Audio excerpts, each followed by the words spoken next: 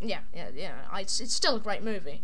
Campbell has he has a pretty good presence, but he's really, really great in Evil Dead 2 and Army of Darkness. He's the best thing about Army of Darkness, aside from Raimi's direction. Yeah. I'm not the biggest Army of Darkness guy.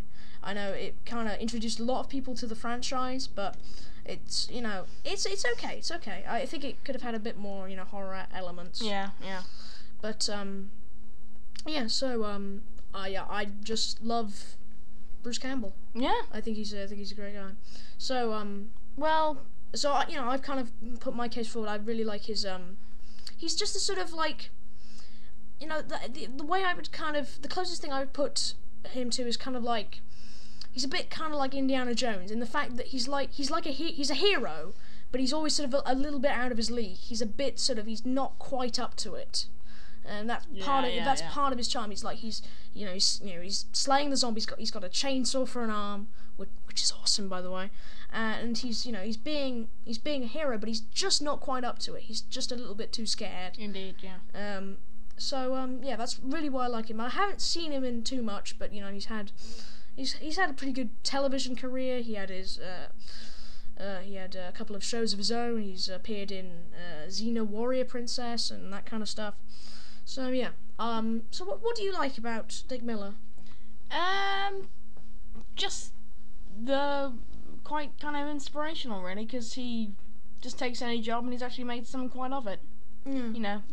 Just taking every tiny little job you can find does actually get you somewhere, and he's even got a tiny little fan base on online. Yeah. No, we were just checking it out. The is it official or is it? No, it's an unofficial. No. It's the unofficial Dick Miller fan site. Just type in on Google Dick Miller fan club, and it's got his filmography and lots of stuff. It's interesting. Nice, yeah. And I think that's good. I think that's what I like about Sam Raimi and Bruce Campbell is it's kind of a not quite rags to riches, because Sam Raimi's gone for the more mainstream stuff, but Bruce Campbell not so much. But but it's a sort of it's good. Anyway, this is how are we gonna decide which is better? Dunno, if this were a film, then we could kind of dress up as the two and fight physically. I think we should have an arm wrestle. I think it's going to be an arm wrestle. Okay, this is the climax of insert versus insert. It's going to be an arm wrestle, and whoever wins, the B-movie actor. Okay, we're really going to have an arm wrestle right here. Okay. On Pierce's knee. Okay. No, help me, Bruce. Ah! Right, Dick Miller is crowned champion. Okay, we're going to have another record now. See you after that.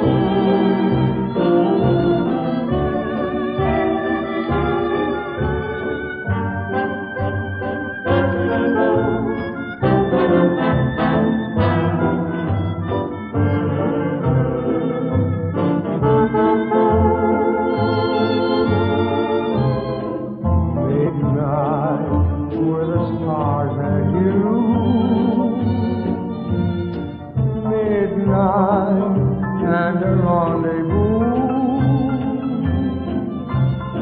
Your arms held a message tender, saying I surrender all my love to you. Midnight brought us sweet romance. I know all my hopes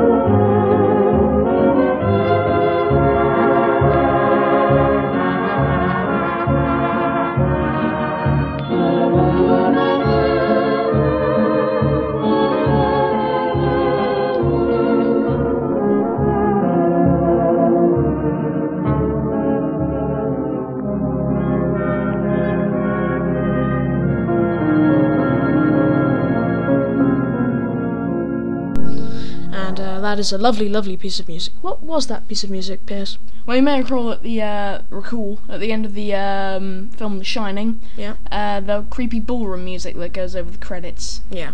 Which, that's what it was. It's a 30s song by Al Bowley Yeah. and Ray Noble, All right. Yeah. who does the orchestra. He was a 30s jazz musician from the UK.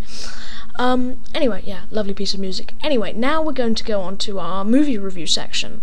Now we'll be reviewing all sorts of things, old and new, but it just so happens that we've both, seen two major blockbusters that have come out at the moment. Well, I've seen Star Trek, which you must say, you must see it, Piers. It's really, really good. I'm planning to book it. Yes. All right, and he has seen Wolverine Origins. X-Men Origins Wolverine. Yeah, he's seen that, and we're going to do some reviews. So I'm going to pass the mic over to Piers, and what did you think of that, the new Wolverine movie? Thought it was good, yeah, but better than I thought it would be. A lot of fighting, I must say. Action-packed. Action-packed, yeah. Quite a few explosions, probably about 10 I can recall. A lot of hand-to-hand combat, or X-Man to X-Man combat. Big claws. Probably the starting was my favourite bits, really, was all seeing him as a kid. I thought that was great, him in the Civil War. Oh yeah, no, that did look good. I thought that was a really nice idea, and when he's storming the Normandy beaches in the war, the little flashback he has in the title sequence, I just love that. I thought that was really cool, and they also had all the famous wars.